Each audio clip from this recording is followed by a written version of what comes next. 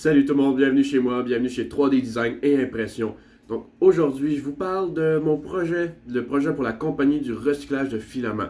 Parce qu'on croit ardemment que la planète a besoin d'aide, puis on travaille dans le plastique, donc c'est quelque chose qui peut être assez difficilement justement à décomposer, tout le kit. Donc on fait attention à ça. Donc en plusieurs parties, on a les projets au niveau matériel, de qu'est-ce qu'on fait avec notre filament, tout ce qui est comment qu'on prévoit faire la machinerie, c'est-à-dire tout ce qui est la machine, dans le fond, qu'on va broyer le filament, on va le placer, le mettre, le fondre, tout le kit. Donc pour commencer, on a qu'est-ce que je fais avec le filament actuellement. Donc présentement, on n'a rien en tant que tel d'installé comme quoi qu'on est capable de recycler du filament. Donc, qu'est-ce qu'on fait, c'est qu'on a des bacs qu'on utilise pour séparer nos types de filaments, pour mettre le PL ensemble, le PETG, tout ça, pour pouvoir les conserver. Puis quand on va avoir fini d'installer notre machinerie, ben eh bien, on va pouvoir utiliser ce filament-là pour le recycler puis refaire un filament. On a aussi une solution pour avec du silicone, c'est que si jamais ça prend trop de temps avant qu'on soit capable de s'installer puis de faire fonctionner notre machinerie pour produire notre propre filament recyclé, on va pouvoir utiliser ces roteurs de filaments-là perdus pour faire avec un moule en silicone pour pouvoir les faire fondre dans un four et donner la forme qu'on veut. Mettons une figurine ou quelque chose de même qu'on va pouvoir reproduire à plusieurs fois et pouvoir les vendre ou peu importe.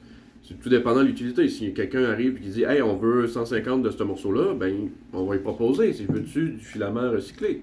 Surtout si la couleur n'a pas une importance. Niveau hardware, c'est-à-dire tout ce qui est machinerie, c'est que comment on pense procéder, c'est que j'ai une ancienne carte mère de la N23 que quand j'ai changé la carte mère pour avoir une carte silencieuse et installé le CR Touch, pardon, j'ai conservé cette carte-là puis je l'ai reboosté ou quelque chose de même pour pouvoir y lancer des codes Arduino et ainsi contrôler un moteur et la température de la buse d'extrusion.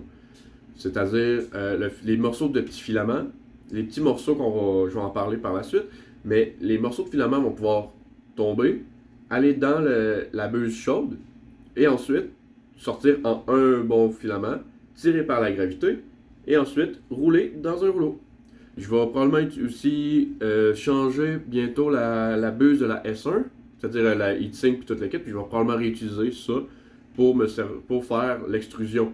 C'est-à-dire tout ce qui est le chauffage et pour faire fondre le filament à la bonne grosseur.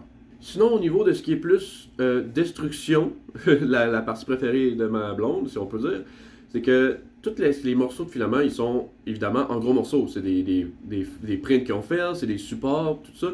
Fait qu'il faut les transformer en plus petites particules, un gros maximum de 3 mm si on veut que ça fonctionne bien.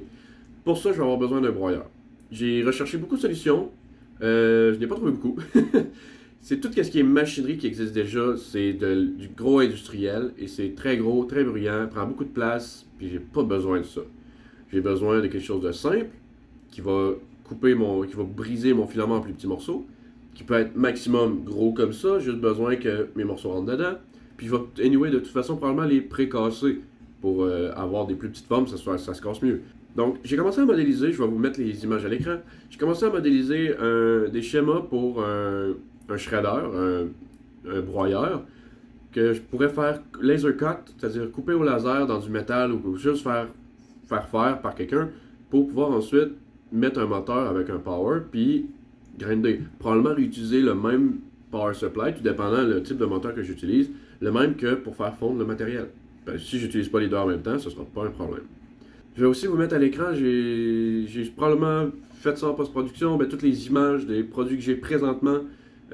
Pensez pas au bordel, pensez pas à tout ce qui est ménage, parce que c'est un peu ma section débarras, le locker qu'on appelle. Fait que c'est aussi là que je fais mes impressions résine, fait que coucou la résine. On a le frame, ça c'est des vieux morceaux de projecteur, en fait de toile de projection que j'ai réutilisé, qui étaient achetés, fait que je les ai réutilisés pour faire mon frame.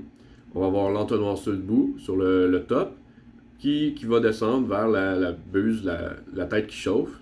Puis ensuite, en étant en vertical, la gravité va l'emmener vers le bas et avec un moteur tournera pour attacher le filament autour du spool. Fait en gros, c'est ça les plans pour au niveau recyclage présentement. Évidemment, quand on va penser à tout ce qui est emballage et tout le kit, on va essayer d'aller vers comme du papier style craft un peu. On va essayer de voir ce qu'on est capable de faire. puis essayer de réduire au maximum notre empreinte parce que c'est pas bien, on fait attention.